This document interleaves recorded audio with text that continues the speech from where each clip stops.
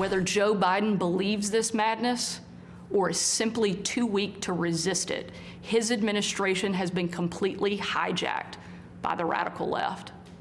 The dividing line in America is no longer between right or left.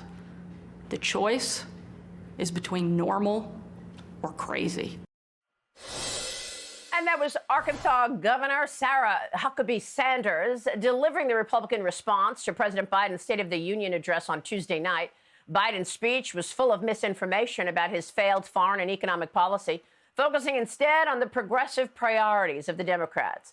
The president barely mentioned America's greatest adversary, Communist China, just days after a Chinese spy craft flew freely over the continental United States, sending top secrets from U.S. military installations back to Communist China.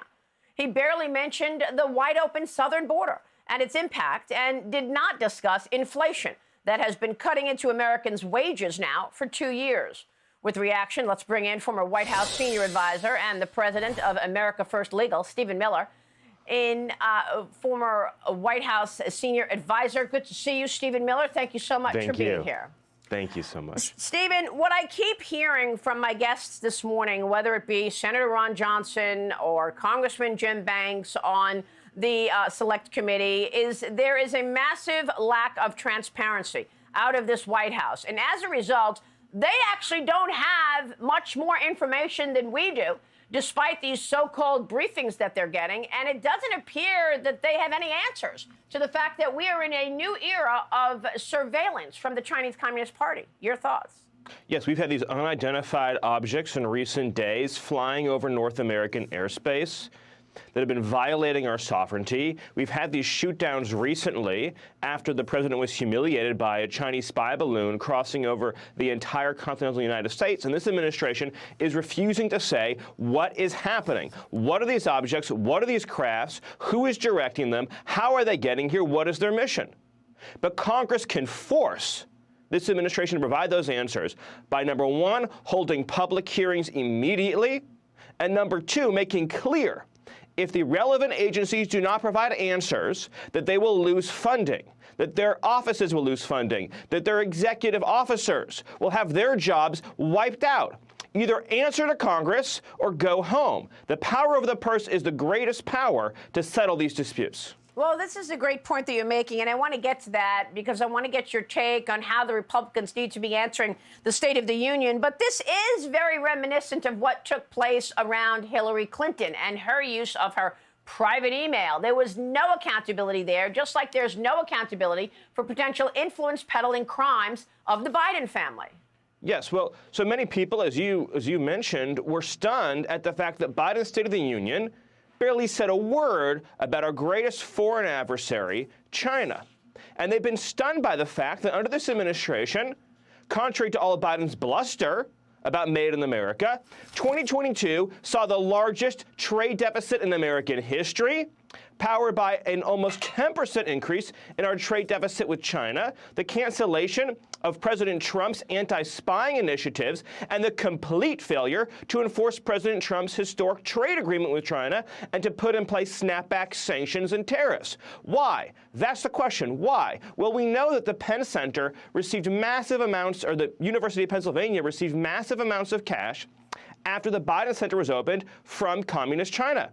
We know that Hunter did enormous business with China, and 10% for the big guy, that these funds are being used to subsidize Joe Biden and the Biden family's lifestyle, which James Comer is investigating. But is DOJ investigating this? No. For the same reason they did not investigate why Hillary had a secret server. We all know she had a secret server. We all know she encumbered great legal and political risk by putting classified materials on that illegal server. But why did she show up at the State Department and then go home and create that illegal email storage mechanism?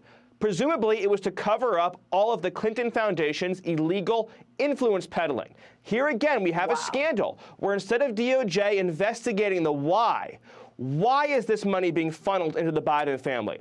Why are classified documents at the University of Pennsylvania Biden Penn Center? Why are classified documents within short reach of Hunter Biden as he's dealing with foreign governments? Why? It's because this family is profiting profiting off of doing favors for foreign countries. So we have a compromised president, and Congress is going to have to use all of its powers in all of its relevant committees to get to the bottom of this. And I have enormous confidence in James Comer, I have enormous confidence in Jim Jordan, and I have enormous confidence in Jason Smith at Ways and Means. And you say that the appropriations process can be critical here. You've written many State of the Union addresses before. You've written many speeches for former leaders and presidents. So tell us your thoughts on the State of the Union and what can Congress do with that appropriations process?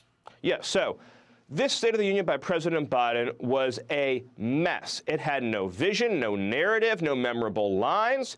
It had no structure to it at all. It was just a laundry list of progressive policies. And of course, it talked about resort fees and junk baggage fees more than communist China, open border, and crime.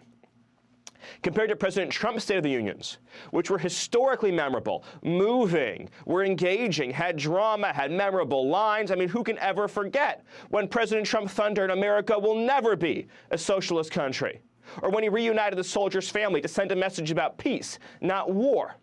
Now, Congress has been challenged by President Biden because he lied about them. He lied about Republicans. He slandered them on live television. And he has said to them that we're going to do it my way, we're not going to do it your way. Well, guess what? The power of the purse, as I mentioned earlier, the appropriations process, is how this will be settled. Every appropriations bill becomes a public referendum on this administration's corrupt and radical policies. The DHS appropriations bill is a referendum on open borders. The education appropriations bill is a referendum on critical race theory and gender theory. HHS on COVID tyranny and also gender theory. The Department of Commerce bill is a referendum on China and most favored nation status and our soaring trade deficit. Yes. And on and on and on. That's how you beat Biden and take this country back. That is a great list. Stephen, thank you so much. Former senior advisor to the White House, Stephen Miller. We'll be right back. Stay with us. Thank you. I'm Steve Doocy. I'm Brian Kilmeade. And I'm Ainsley Earhart. And click here to subscribe to the Fox News YouTube page to catch our hottest interviews and most compelling analysis.